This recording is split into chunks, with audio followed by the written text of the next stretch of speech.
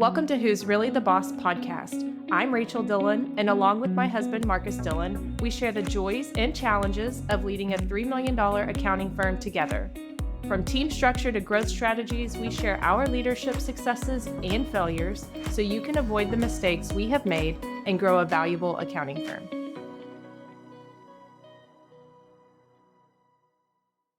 Welcome back to another episode of Who's Really the Boss podcast. Hey, thanks for having me back. We have a very special guest with us, Tim Abbott. Tim, thanks for being here and welcome. Yeah, absolutely. Thanks for having me on.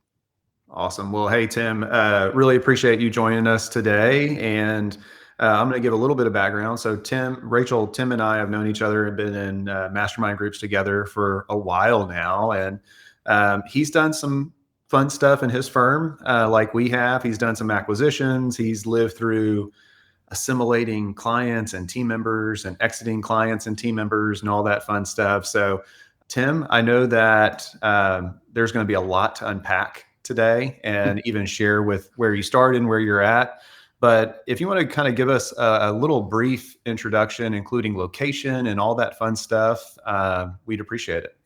Oh, yeah, absolutely. Thanks again for having me on. Really appreciate the opportunity. My name's Tim Abbott. I'm a CPA in the Chicago suburbs. So we're actually in Oak Brook Terrace, which is about 20 miles straight west of downtown. We're a firm of 13. We've actually been around since 1970. So I'm not related to the original family, but I'm essentially the third generation owner of the practice, which I'm sure we'll chat about a little bit more. We do about 2.4 million in annual revenue. The bulk of it is monthly accounting. We also do live payroll and a lot of tax compliance as well. As far as industries, we really like to work with law firms and financial planners, other service businesses, and we actually have a pretty decent medical practice group of folks as well. So chiropractors, dentists, and a lot of specialists as well. And it's funny, I guess, for anybody considering working with law firms, they're both our best and worst clients. Yeah. We found that they follow every single thing that we tell them to do, or nothing applies to them, and it's just their world and we're living in it. So do with that as you may.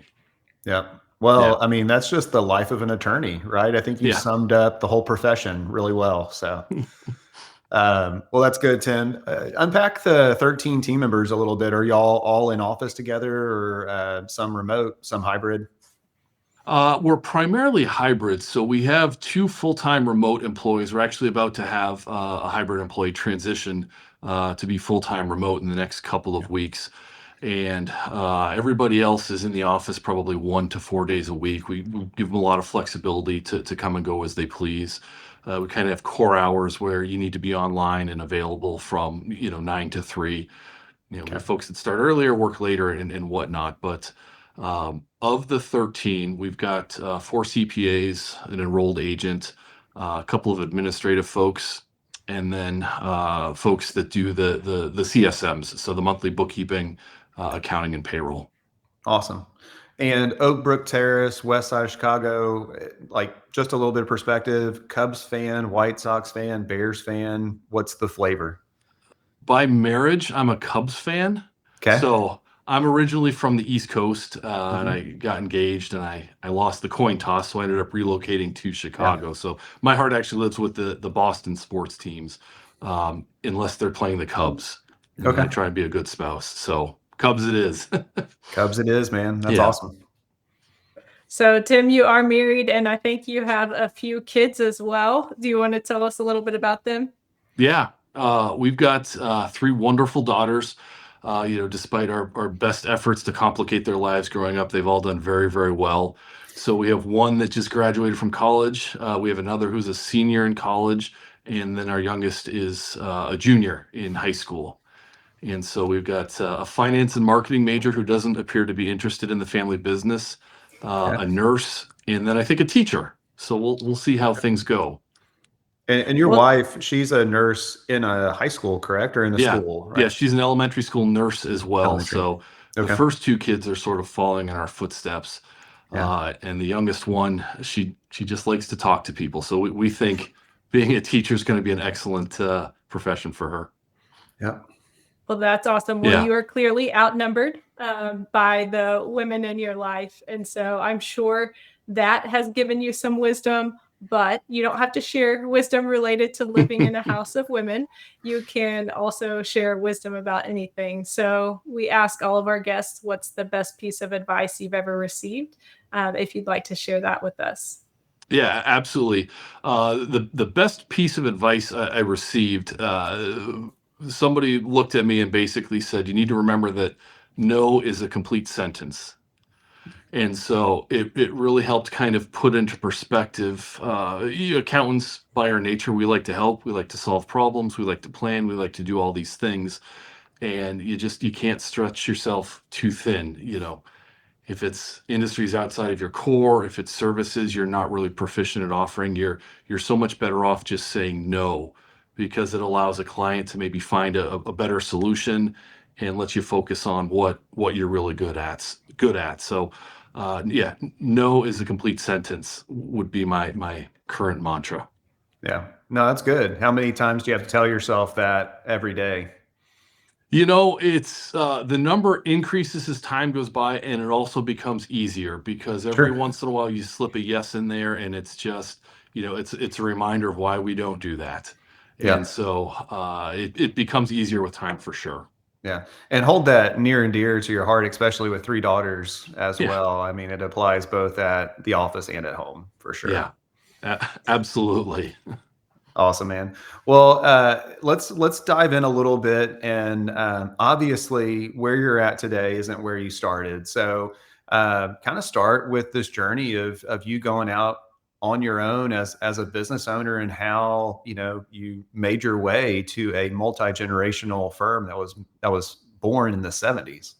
Yeah, it's been a fascinating journey. So I had worked for some firms previously, so big firms and small firms. I really enjoyed the I'm going to call it small accounting world, small business accounting world. The 500,000 to 10 million in revenue. You get to work with the owners and the decision makers and whatnot. And so I was actually with a large firm in downtown Chicago and determined I'm not a downtown guy.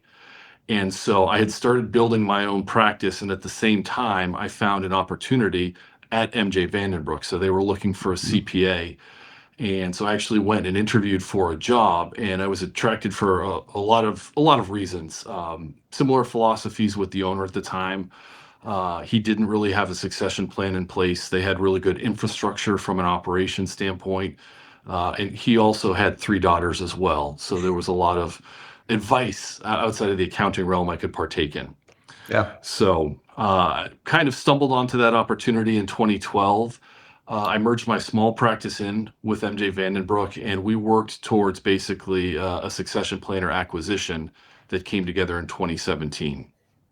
And so it was really an interesting journey because from 1970 to the 1990s, not a lot of things changed at the firm. I remember the first tax season, our project management was a clipboard. We had the alphabetical names, and we would check off the returns as they were completed and check them off as they were mailed. Um, Mhm. so, as part of this acquisition, as we sort of headed into that plan, we took a series each year to try and incrementally improve just a variety of things at the firm. We instituted electronic filing for tax returns, file cabinets. So we started saving electronic copies, client portal, direct deposit. So from 2012 to 2017, we were able to work on a number of bigger project items to really move us to a more modern experience. Yeah. And so that was relatively intense. It's a 5-year span, but a little bit of resistance to change after doing things one way for such a long time. Yeah. What was So the team makeup at that time? Was it still around 13 folks, or was it more or less? we had about 10 at that point in Okay. time. There was a second acquisition that came later on where we added some folks, but Mhm. 10. And it was really interesting because nobody was particularly resistant to change, but there were a lot of longtime employees, Okay. 20 to 35 years of tenure. And in fairness to them, when you've been doing things largely the same way for 30 years, it can be challenging to change. Yeah. So we tried to manage the rate of change both for the staff and for our clients to find something that was acceptable.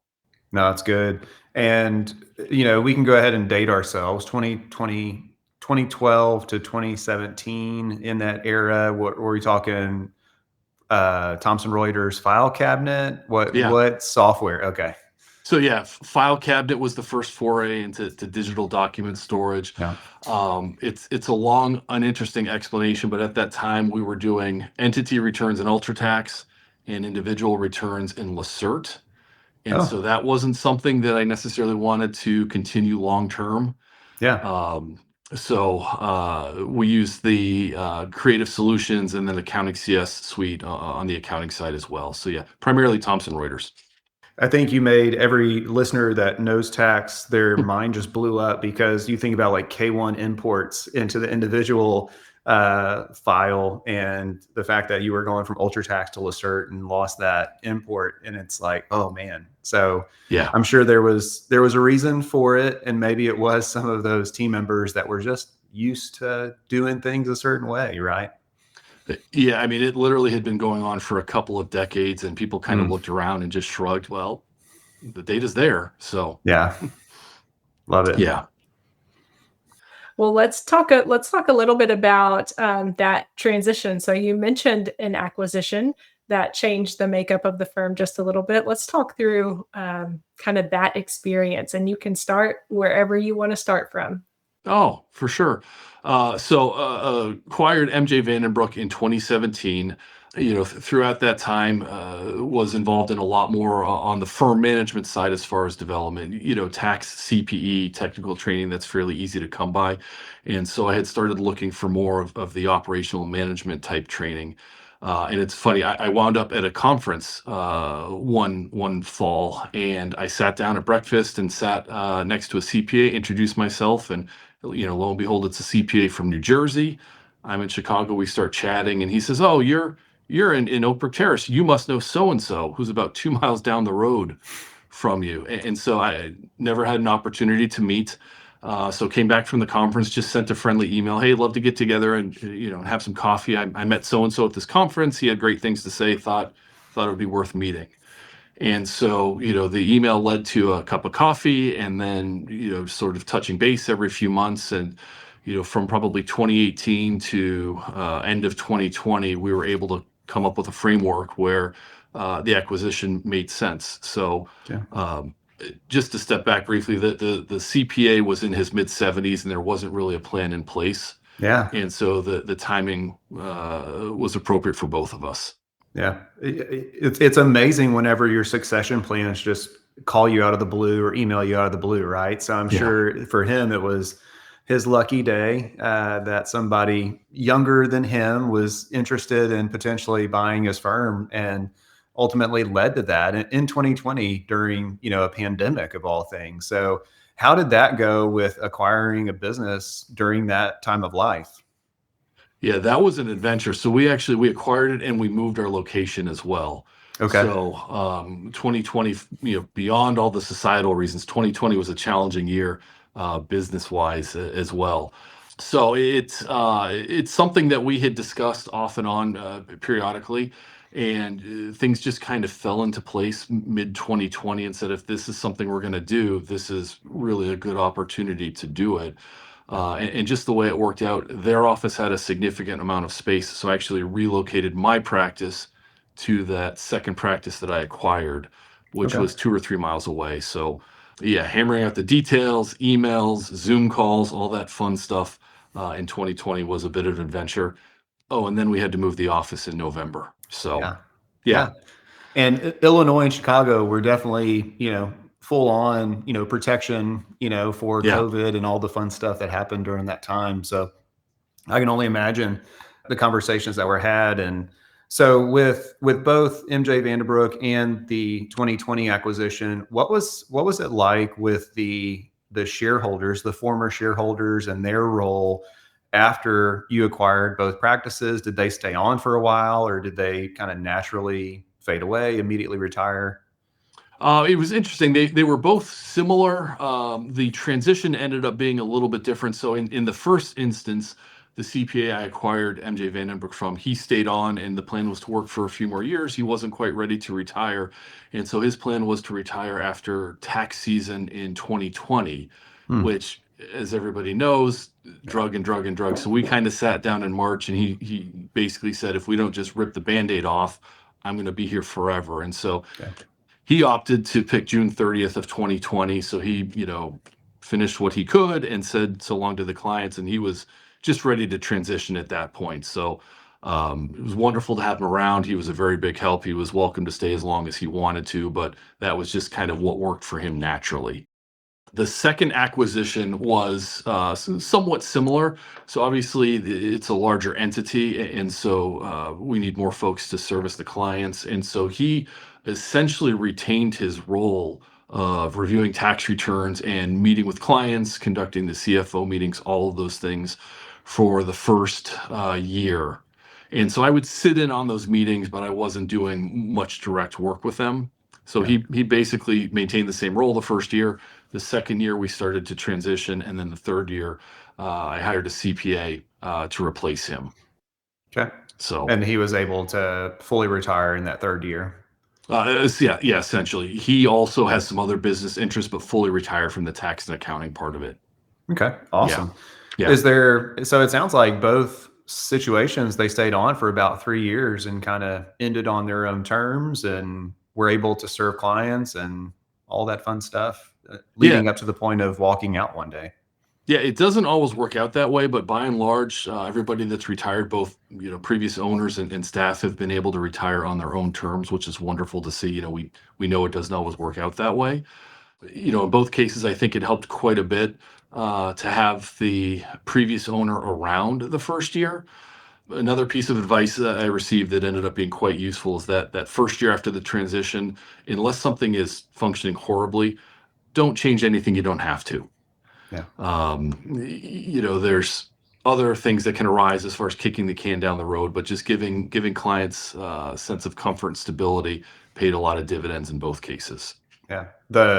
The phrase "don't break what you bought." Yeah. I think that's one that a lot of people talk about and makes a lot of sense most of the time. Yeah. And I was very pleasantly surprised in the second acquisition as well. The clients knew generally how old he was. And so there was actually a pretty big sense of relief that there was a continuity plan in place and not just, one day so and Yeah. so is going to retire or there'll be a health issue or what. So Yeah. I was very pleasantly surprised by that. Yeah. It was very similar to whenever we bought, a retiring CPA in 2011. I can't remember how old Bob was at that time, 60s or 70s, had a health scare, and Mhm. clients were, probably thinking the same thing. And then they see a younger person walk in the door, and then they're like, "Oh, great. You're the answer. I'm going to put you in my will to be the person who manages everything because you're going to be here Right. longer than I am too." So Right. we got a lot of those questions, which if you've ever been named trustee, would highly recommend that you don't accept that, and leave that for some other person, an attorney or a beneficiary. You kind of learn from things as you go. So Yeah. We've generally been able to avoid that, but still get roped in with some family members. You're the family yeah, expert after all. yep. Tim, can I ask you, practically, what did that handoff look like? I know a lot of times the shareholders or owners, they hold a lot of the very valuable relationships, the ones they have a lot of trust with clients. So as that transition was happening, practically, what did that look like? Did you join in to meetings with him? How were those introductions made and kind of the baton passed to where there was a sense of comfort and trust from the clients? Oh, yeah, for sure. So the first one, to be honest, was fairly easy. I had been there for 5 years, and so the previous owner would, of course, go on vacation. And so at some point in time, I had met and talked with all of those clients over the years. So even though I maybe wasn't the primary person, there was a lot of comfort that transferred pretty quickly. Handful of annual relationships exited when the previous CPA wasn't around to prepare the return, but it was a very, very small percentage. So The first transition was pretty easy from a client standpoint. The second one also went pretty well. We had to be a little bit more careful about how we managed and communicated with clients. So we presented it basically as a merger, which we felt was fairly accurate because the entire staff was intact. Uh, that first year, we essentially ran sort of two internal processes. We had our processes, and then we had the processes of Century Accounting, the firm we acquired. So a little bit of friction internally, nothing horrible, but because nothing really was changing visibly for clients, we presented it as a merger, which gave me an opportunity to whether go meet, sit in, visit with clients, sort of just starting at the top, working our way down. So because of the longer transition time, it made it a little bit easier to cement those connections. Yeah. So And that's, I think, one thing that we have learned, and Marcus, you can share more about this, but with two of our acquisitions, at least, the owners really didn't stay around, not for very long at all. Like mhm. they're always there if something comes up and they're needed. But as far as working like Monday through Friday or Monday through Thursday, not necessarily. And so trying to meet those clients faster, right? Like trying to Yeah. get in front of those clients. And so I know one approach that we have taken is to kind of start with, not that any person is more valuable than the next, but from a revenue standpoint, that Mhm. highest value client, right? The people who are spending the most money, probably the most time with the firm, and kind of go down the list that way. So if that plan is accelerated and someone is doing an acquisition and there's not a lot of runway to kind of share the ownership and the leadership, that is one thing I think that we found that we could kind of get that list under control sooner rather than later, and make sure that we start developing those relationships pretty quickly in. Yeah. Yeah, I would wholeheartedly agree. We had very high retention in both cases, and it was a direct result of having those folks readily accessible for a couple of years. Yeah. I think two things that we've learned and would love for you to weigh in on them, Tim, and maybe you've had the same experience, maybe you've had different. The clients are a little bit easier to retain than the referral sources. So the referral sources that were referring into the firm while it was owned by another CPA, what we Mhm. see is some of those loyalties go away, if you will, at the new ownership level. We've tried our best to, kind of connect and do that. But I know for a lot of the referral sources that like I personally have outside of any acquisition, those are people you kind of grew up with in business. And so you have an external relationship with, and now I understand why. But that was one thing that was a little bit harder to transition, were some of those referral sources. Yeah, that was a little bit of a tricky one to manage.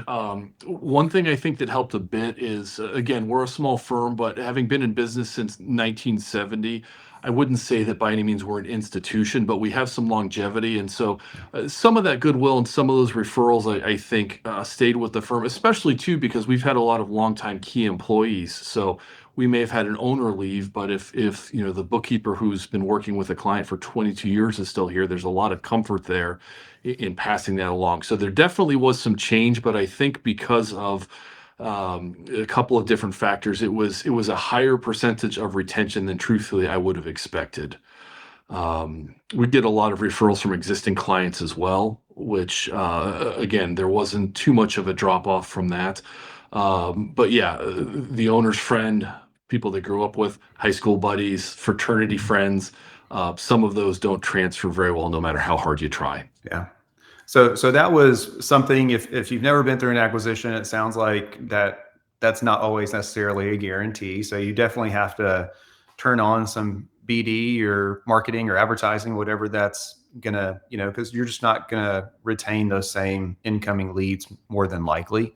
The other thing that was surprising in multiple acquisitions that we've done are getting on the other side, and then all of a sudden the opinion of what a good client is or is not after you've bought the firm that changes in that seller. And so I've had conversations with the seller after the deal was done, and he was like, "Oh no, they're awful to work with. Like we would never do this service for that client." And I'm like, "Why are they still here? Why did I pay money for them if you think that they weren't a great client?" So those are the surprise conversations on the other side of acquisition that you usually you can't have prior to, because prior to the closing, everybody's a great client. It's full of A+ roster clients, but after the fact, Yeah. there's some people that need extra grace, if you know what I mean. Yeah.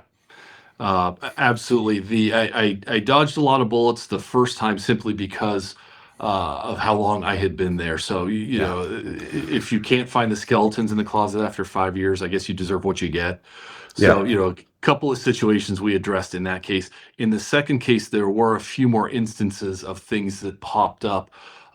Nothing that was, I would say, directly hidden at all or misrepresented. But as you start to dig into some things and find out, well, we're in September. Why are we working on May financials? Well, they're always late and we have to call Yeah. 3 times. And so there are some things that you uncover. And then you get to make the fun decision. What are we going to do with that? Do we continue on, or do we just go ahead and make that change now? Yeah.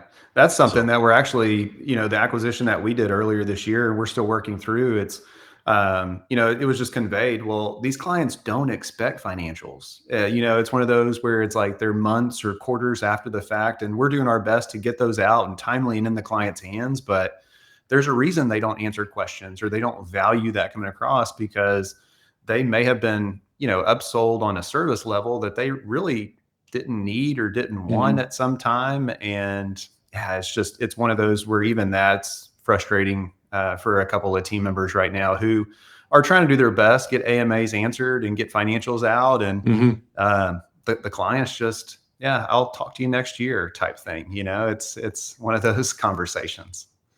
Yeah, there were a couple of things we definitely had to realign in the second merger, Yeah. but it wasn't anything major from my standpoint. So, Yeah.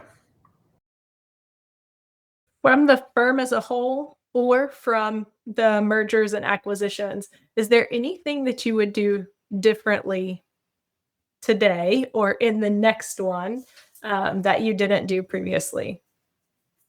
um, if I were, so I guess probably maybe two answers to that. So if I were starting from scratch and looking at this, for a first acquisition, I would probably do a much more in-depth buy versus build analysis.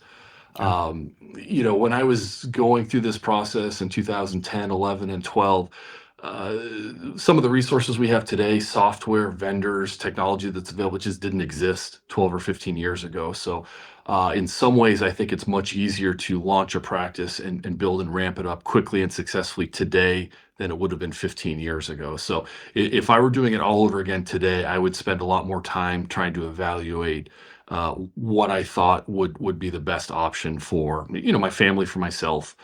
At the time, looking at the buy versus build option, my wife and I thought that buying this practice and then acquiring the second practice, it would give us the greatest certainty to just get where we wanted to be from a lifestyle standpoint, from Yeah. an economic standpoint. Building is great. There's nothing wrong with it at all. But at some point, you run into various ceilings, with headcount and hiring and revenue thresholds, and you have to have the energy to continue to fight through that and the effort.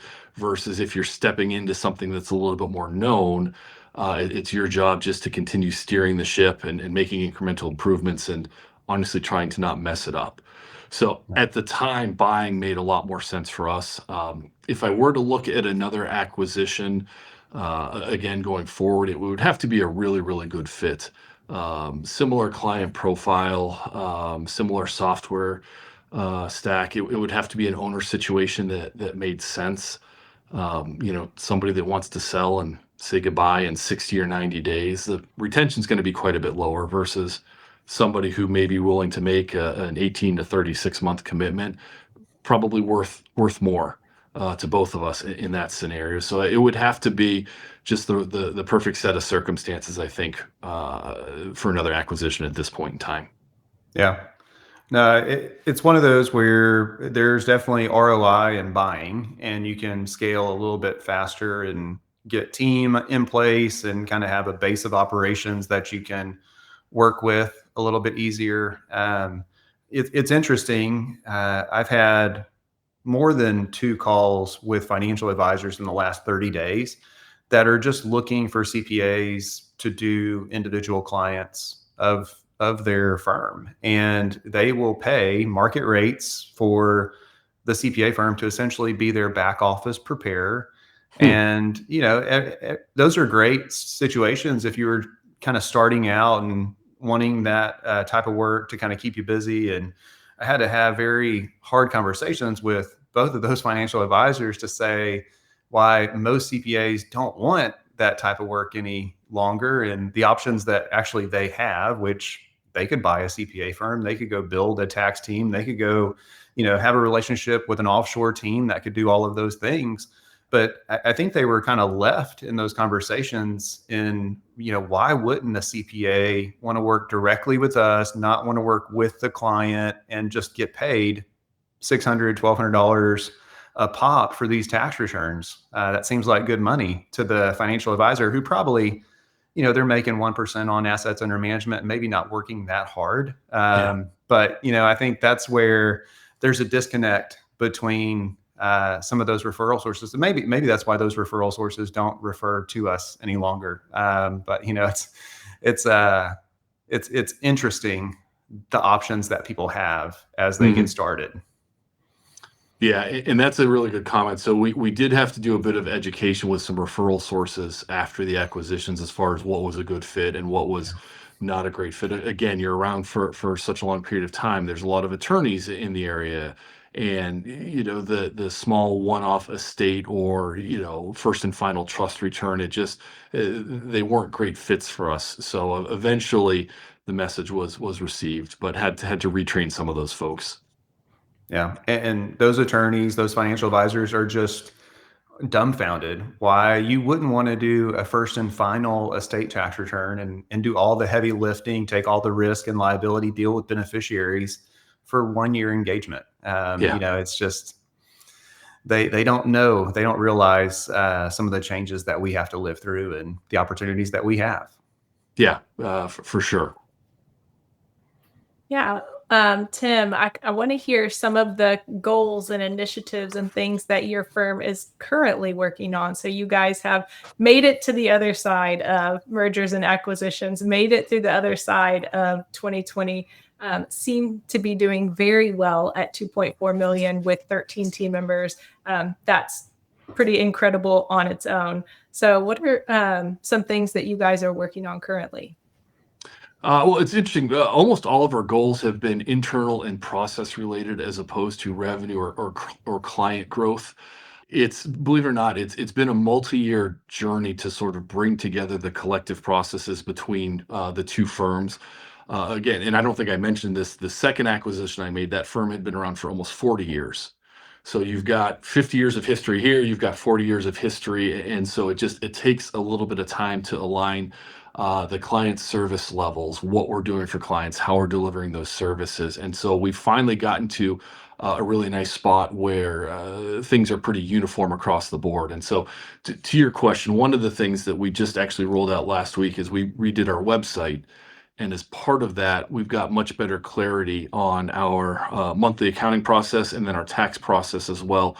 What the service levels are and what clients can expect to receive on those various levels. And went ahead and posted pricing. We're not out here to compete with anybody on price, but we have no reason to really hide it. And so it's given us, I think, just a much better um, uh, option to showcase what we can provide to some of these clients. So we're very, very happy with the website. It's actually, we've had a couple of clients where we've been able to upsell as a result of having these laid out there for them. So that's been great. We haven't quite paid for the website yet, but we're on our way. Yeah.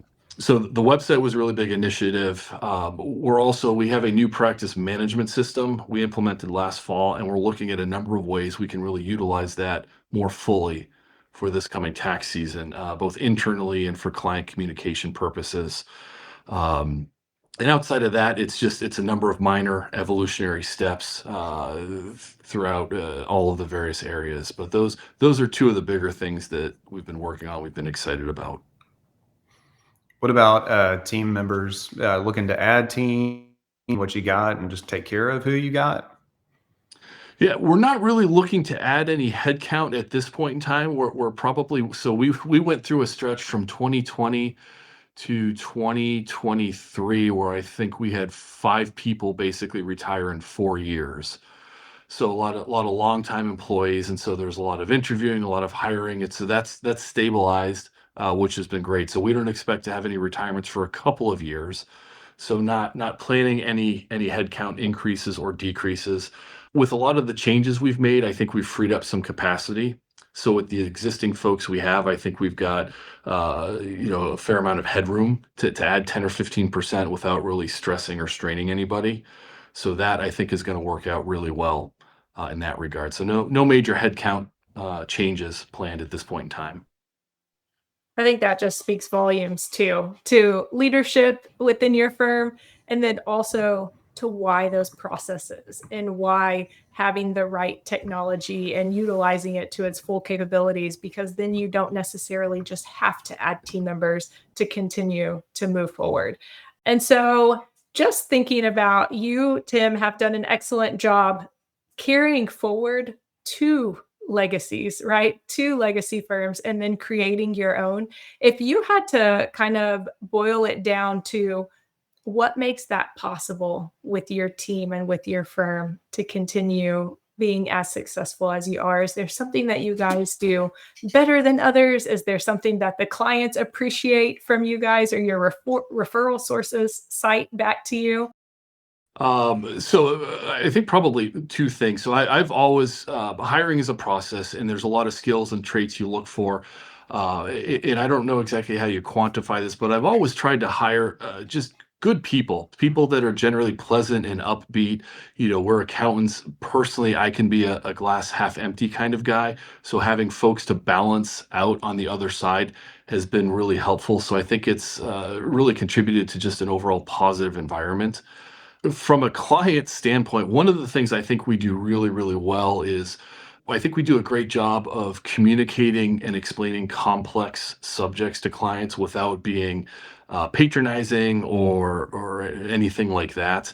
Clients will ask a seemingly simple question, and the answer 9 times out of 10 is it depends, which isn't satisfactory. So we have to strip out the extraneous stuff and try and distill it down to just the key parts.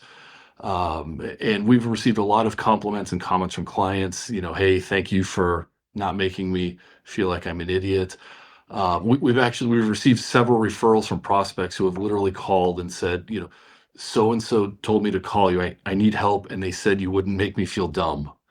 And so it sounds silly to say, but I feel like we've done our job, really taking care of them and just meeting them where they're at. Most lay people don't understand our terminology and, effective tax rates and marginal tax rates and things like that. So I think we do a really good job communicating those concepts to clients.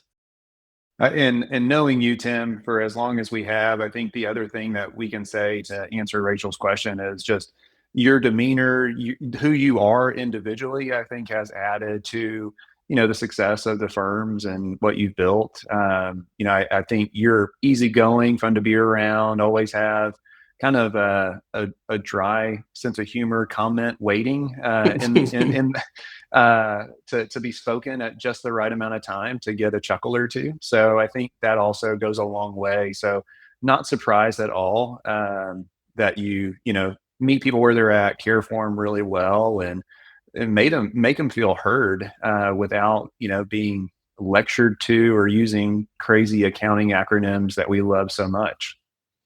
Yeah, no, I really appreciate the kind words. And it's, again, having 3 daughters, you have a lot of time to sit and listen and think. And so some of that listening, I think, can Yeah. translate well on the client side of things.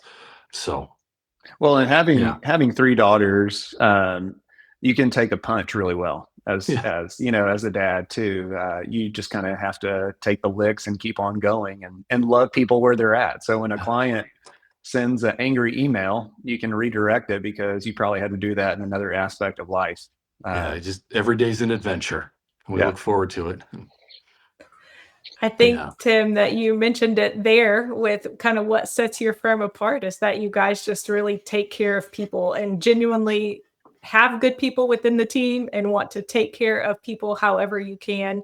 But I think that also comes from your relationships as well. And so earlier you mentioned that you had met, a potential uh, firm owner to be acquired from being in a group of people, in a room of peers, and just making like a happenstance connection and then reaching out to someone locally nearby and making that connection as well. So we talk a little bit more about what those like peer relationships have meant for you and the firm. Oh yeah, no, absolutely. I mean, COVID was brutal for everybody, and I don't know that I would still be here running a firm without just some of those relationships that kind of got you through the tough times. It's been both online communities.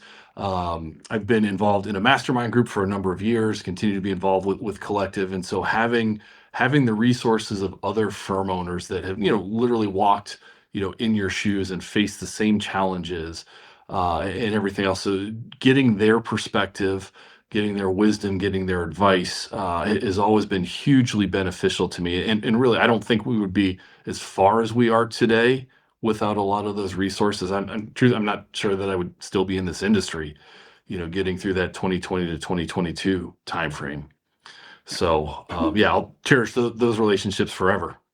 Yeah, no, that's good. And while y'all were sharing that, it made me remember that Denise, who's also in our mastermind group, was the one who said, "Hey, have you talked to Greg Cole lately?" And that led to an acquisition for DBA. So I would say that's a word of caution whenever you go to conferences and get-togethers with friends as well, because there's always something brewing in the background, it seems.